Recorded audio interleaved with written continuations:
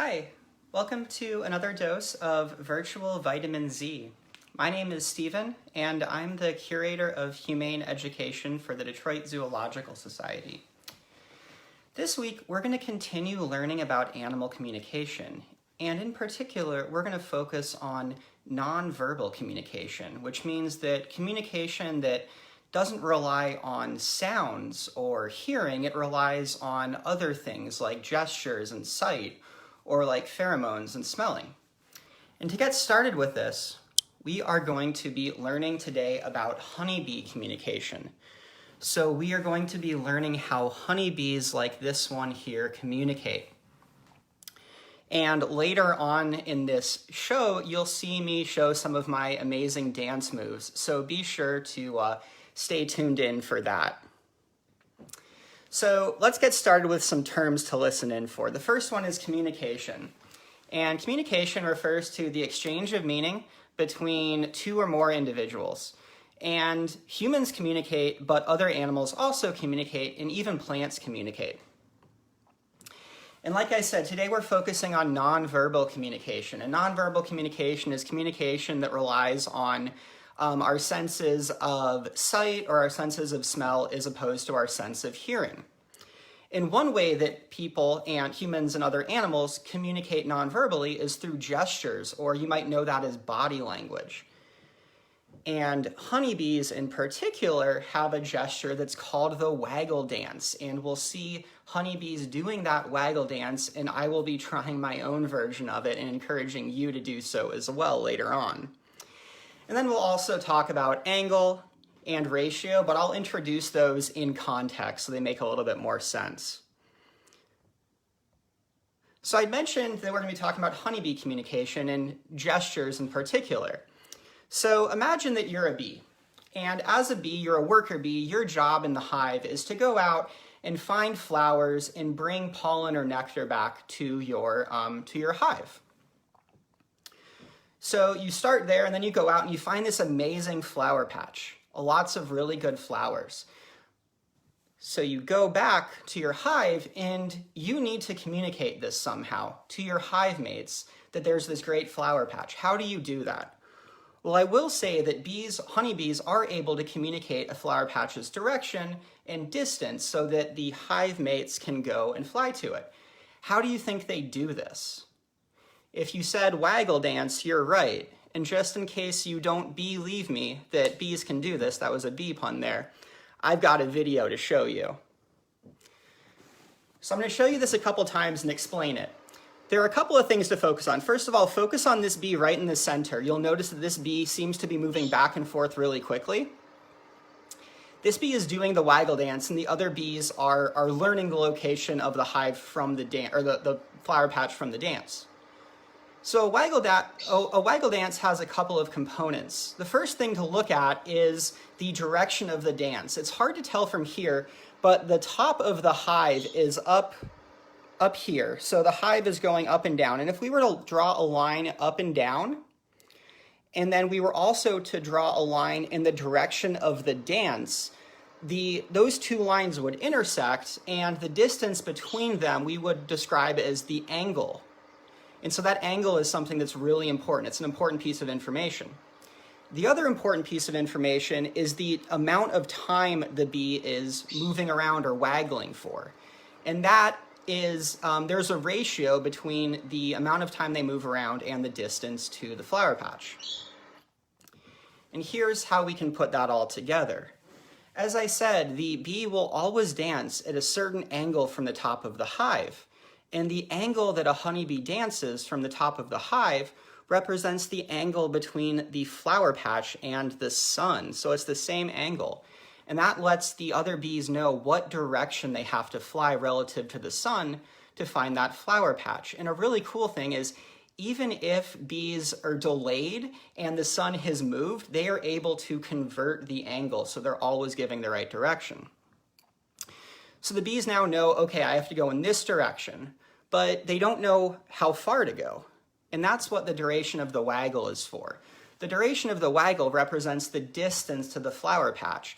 So there's a ratio between the amount of time the bee spends dancing and the distance. And in this case, we can see that that ratio is that 1 second is equal to 1 kilometer. And what that means is that if the bee dances for 3 seconds, the flower patch must be 3 kilometers away. So if the other bees fly at this angle from the sun for 3 kilometers, they will find that flower patch.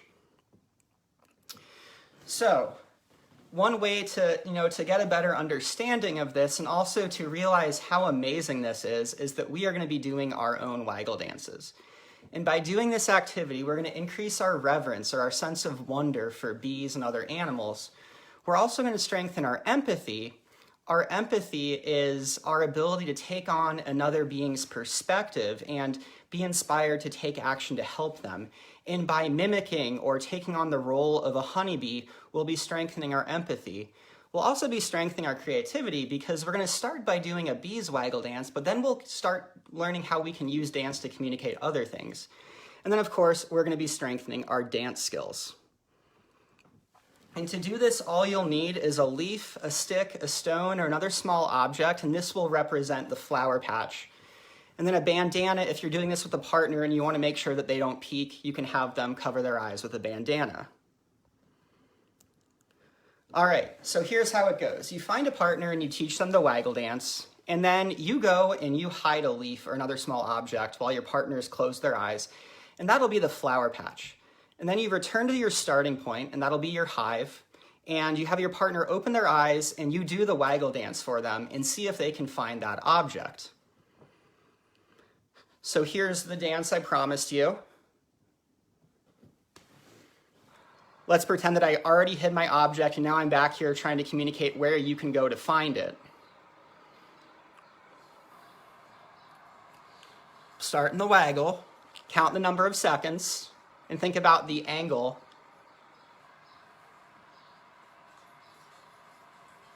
Like I said, amazing dance moves. So, let's start to interpret this now.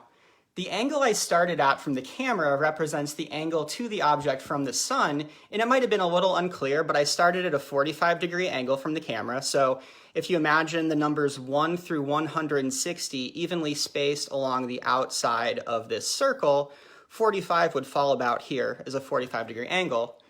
So we know that you're going to be going 45 degrees away from the sun. And then I waggled for 3 seconds, and here's that conversion, 10 feet for 1 second in this case, so 30 feet. So you would know that that's where you go to find the flower, and hopefully you'd be able to find it. Now it's time, we're going to be creating our own waggle dances, and it's the same idea, except that rather than using what honeybees use, which is the amount of time you waggle and the direction, or the angle you waggle from the top of the hive, you can make up your own language. You can make up your own communication system and teach that to a partner and see how that goes. So I call this the little kicks. This is my own dance.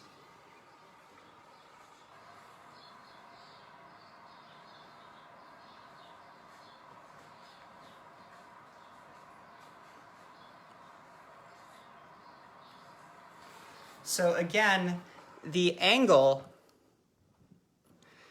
from the camera is the angle from the object to the sun. I didn't change that, but this time I started at a 315-degree angle, so if you count all the way around to 315.